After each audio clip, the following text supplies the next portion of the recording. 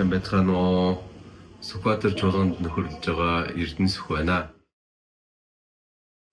Энэ удаа самбай сургуулийнхаа залуучуудтай ингээд бичлэгээр мэдлэгээр усандаа их баяртай байна.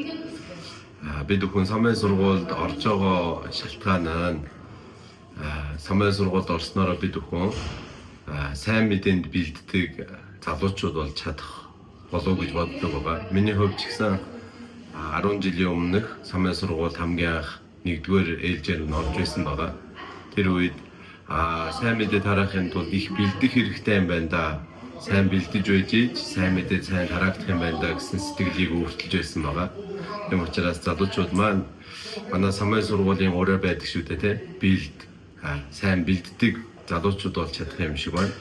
Бас самбай сургуульд оролцож байгаа залуучууд маань бас том мөрөөдөлтэй байвал их зүгээр юм шиг санагдсан байна. Миний хувьд ч гэсэн залуу байхдаа аврагдаад их том мөрөөдлийг зүрх сэтгэлдээ тэгээд амьдрах үед Бурхан тэр мөрөөдлийн төлөө намайг өнөөдрийг хүртэл удирдах өгсөн юм шиг санагдсан байна.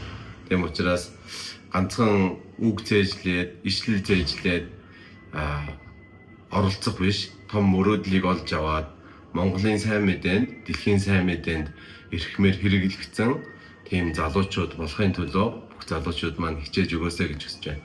Тэгвэл гарцаагүй бидний Бурхан маань бидний том алсын хараа, хүсэл мөрөөдлийг хараад надаар дамжуулаад энэ Монголд ч бай, дэлхийд ч бай сайн мэдээ хүчтэйгээр тарааж өгөх болов уу гэж бодож байна.